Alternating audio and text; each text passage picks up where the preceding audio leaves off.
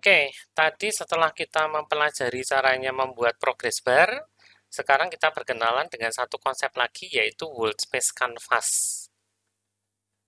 Ya, selama ini kanvas yang kita gunakan itu akan selalu dirender di layar sebagai overlay. Ya, artinya apa? Dunianya itu akan digambar terlebih dahulu di layar kita, terus baru user interface-nya itu ditumpuk di sana. Ya, makanya namanya screen space overlay.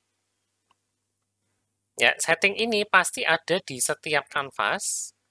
Ya, di sini. Kemudian ada render mode, screen space overlay.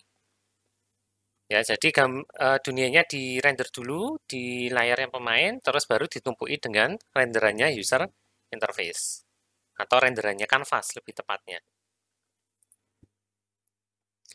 Nah, ada jenis kanvas yang lain, jenis yang ketiga ini sebetulnya. Kalau teman-teman buka jenisnya terlebih dahulu, ya ini adalah jenis yang ketiga. Ya, screen space kamera ini rada mirip sama overlay, tapi bedanya adalah dia akan digambar di depannya kamera yang kita atur. Ya, kita tidak belajar yang kamera dulu, kita akan langsung ganti ke world space. Kapankah kamera world space itu dibutuhkan? Ya, kadang-kadang kita butuh UI kita itu untuk bergerak bersamaan dengan sebuah game object. Bergeraknya di world space, di dunianya itu sendiri. Ya, sebagai contoh, kalau ada teman-teman yang sering main game online nih ya, MMORPG atau entah game online lainnya, teman-teman mungkin akan sering melihat nama karakter itu ada di atasnya kepala karakter.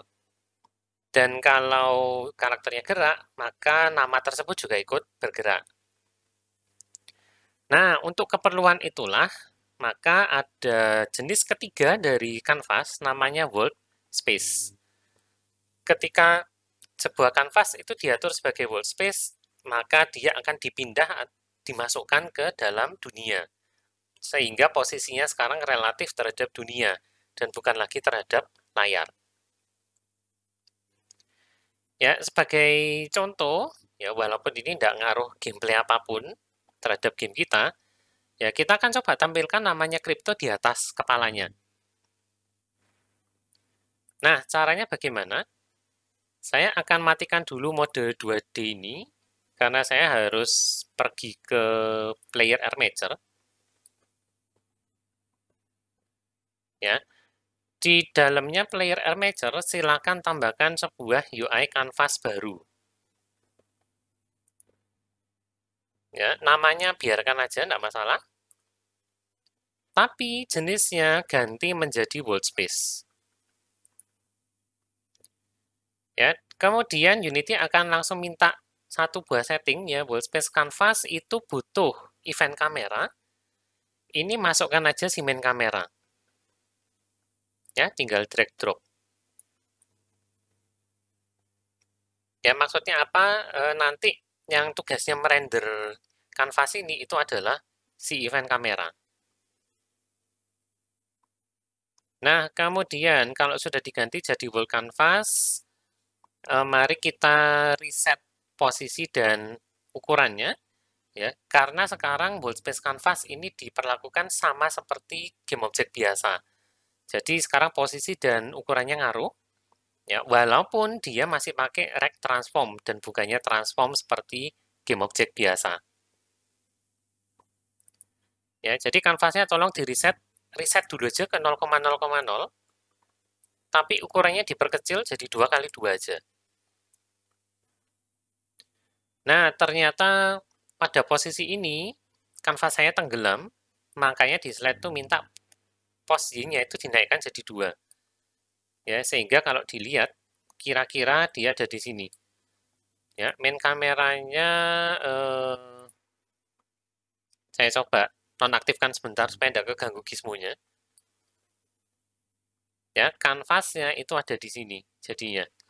Ya, kira-kira di si crypto. Nah, sekarang tinggal nambahkan aja sebuah TMP text seperti biasa. Ya, ini user interface biasa. Saya tambahkan sebuah text mesh pro. Cuman ukurannya jumbo.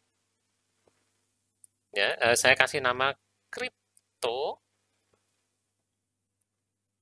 Lalu ukurannya, nah ini agak susah sih. Ukurannya itu besar sekali pasti. Ya. Nah, ukurannya besar sekali. eh saya akan riset saya akan riset dia jadi width dan height-nya juga cuma 2.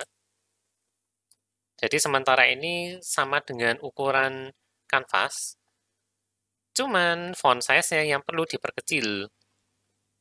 Nah, ini saya kan bikin auto size, tapi ukurannya kecil banget ini. Kira-kira mungkin 0,01 sampai 0,1. Oh, kekecilan ternyata. Ya, 0, atau maksimumnya mungkin 1. Oh, kebesaran. Setengah, sambil mari coba kita atur.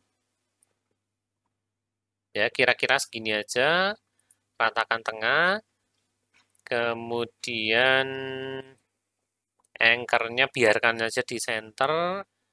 Nah, ini kayaknya kebesaran 0,1, ternyata mungil. Berarti ini kurang 0,05, kurang max-nya 0,4. Saya rasa kebesaran itu 0,2, terlalu kecil 0,3. Ya, katakanlah sekian cukup ya. Ternyata ukurannya 0,3. Saya geser ke bawah dikit, dan ini bisa langsung dites.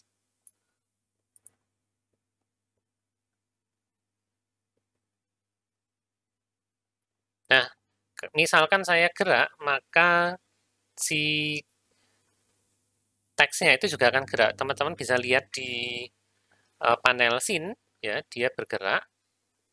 Cuman kalau kameranya di-rotate, ya begini jadinya. Ya, teman-teman bisa lihat tuh kameranya lagi mengorbit si kripto, dan tergantung kameranya lagi di mana, teksnya juga ikut muter.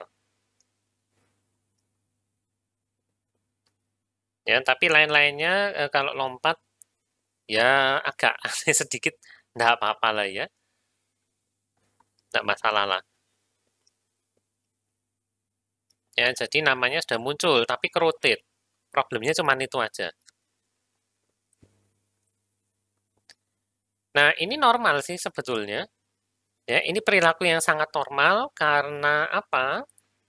Karena dia adalah child-nya dari sebuah game object, maka kalau playernya kerotate, ya perhatikan transform rotate-nya. Ya, perhatikan transform rotate-nya. Kalau dia kerotate, maka si teks kita itu akan ikut kerotate.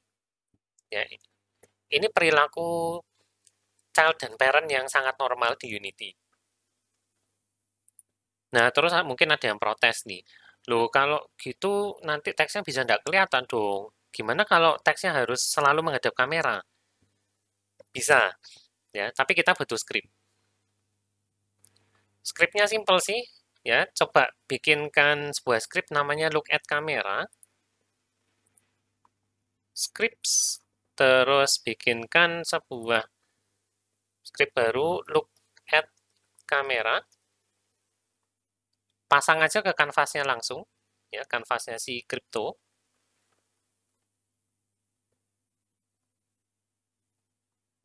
Ya, saya pasang langsung, kemudian diedit. Ya, scriptnya gampang banget. Kita cuma butuh update transform.rotation sama dengan quaternion.lookRotation diisi kemana, kamera main transform forward. Maksudnya apa ini? Ya, kita akan menyamakan forward axis-nya, sumbu majunya, ya, sumbu set positifnya si kanvas, itu akan disamakan dengan sumbu setnya si main kamera. Nah, untuk bisa melakukan itu ada bantuan method namanya quaternion.lookRotation. Ya, method ini akan membuatkan sebuah objek quaternion, karena rotation itu sebetulnya dihitung menggunakan quaternion, ya, yang sumbu setnya dari objek tersebut itu disamakan dengan sumbu setnya ini, ya, parameternya. Ya, dia akan ngelihat, oh ini ada sumbu set yang mau disamakan. maka dia akan otomatis ngitungkan quaternionnya. Kita bisa assign kemudian ke rotasinya si transform. Ya, jadi ini dihapus, kemudian diupdate transform dot rotation, rotation sama dengan quaternion dot look rotation kamera dot main dot transform transform dot forward. Kamera dot main itu isinya akan otomatis mengambil kamera pertama yang diberi tag main kamera. Ya, jadi kita tidak perlu susah-susah nyari kamera yang ada di sini namanya, tapi langsung aja pakai kamera dot main. Nah, terus kita ambil transform forward-nya, yaitu sumbu setnya. Ya, sekarang saya harus nyalakan main kameranya dan mengaktifkan gizmo move-nya supaya kelihatan sumbu setnya. Ya, sekarang dia ada di sana. Saya akan menjauh sebentar. Ya, keadaan awal seperti ini. Kalau saya rotate ke sana, ya teman-teman bisa, teman-teman bisa melihat juga bahwa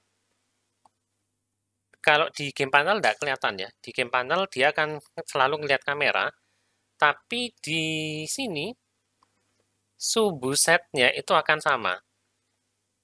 Ya, perhatikan dia ngarah ke sana. Kemudian si kanvas itu arahnya juga sama. Ya, misalkan ini saya gerakkan naik ke atas, gini. Ya, supaya tidak gerak-gerak, saya pause dulu.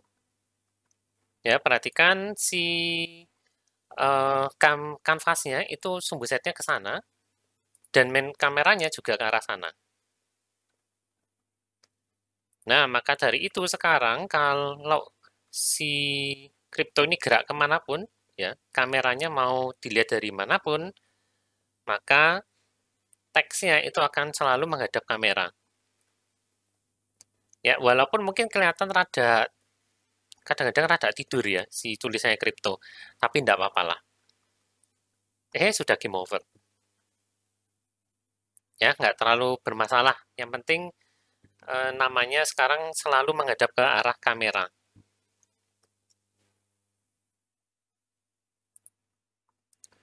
Oke, jadi itu kurang lebihnya konsepnya world space kamera ya. Kalau ada user interface yang perlu diikutkan bersama dengan sebuah game object, maka silakan buat sebuah kanvas yang jenisnya diganti menjadi world space. Nah, untuk latihan lebih lanjut ya, walaupun ini hanya untuk senang-senang aja. Ya, misalkan tunjukkan nilai dari setiap koin BTC itu di atasnya masing-masing koin. Dan dia tidak boleh beranimasi. Ya. Jadi kalau teman-teman ingat BTC koin itu kan ada animasinya naik. Ya, mungkin animasi naiknya boleh. Ya, tapi dia tidak boleh kerotate dan tidak boleh kedip-kedip. Oke.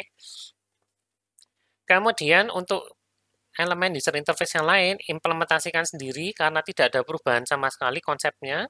Ya, main menu, pause panel, game over panel, kemudian yang bikin latihan kemarin ada Dogecoin, ya, ada info yang relevan dari Dogecoin mungkin, ya silakan ditampilkan menggunakan user interface. Oke, itu dulu untuk user interface. Pekan depan kita akan mempelajari konsep yang baru, yaitu membuat yang namanya terrain, ya, alias medan. Jadi kita bisa bikin gunung dan lembah, dan bahkan bisa membuat tempat yang ada rumputnya, mungkin atau bunga, dan seterusnya. Bahkan bikin pohon pun juga bisa. Nah, itu pekan depan ya. Untuk saat ini sampai sini dulu ya. Jadi kita sudah mempelajari konsep user interface untuk game 3D yang sebetulnya tidak ada bedanya dengan game 2D. Ya, kita juga sudah membuat progress bar, akhirnya bikin juga nih. Dan terakhir kita mempelajari konsep baru untuk Canvas yaitu Workspace yang bisa kita gunakan untuk membuat user interface yang berada di dalam dunia. Oke, semoga setelah ini teman-teman terinspirasi untuk membuat user interface gamenya yang baik dan menarik, ya supaya pemain bisa mendapatkan informasi yang diperlukan. Ya, sampai sini dulu. Kalau ada pertanyaan, seperti biasa, jangan sungkan-sungkan untuk bertanya. Ya, teman-teman Ubaya bisa tanya di grup chat. Untuk yang lain, bisa tanyakan di kolom komen di bawah. Ya, terima kasih sudah menyaksikan dan belajar bersama sampai akhir. Ya, kita ketemu lagi pekan depan. Semoga teman-teman semua selalu aman dan sehat selalu. Oke, sampai jumpa lagi.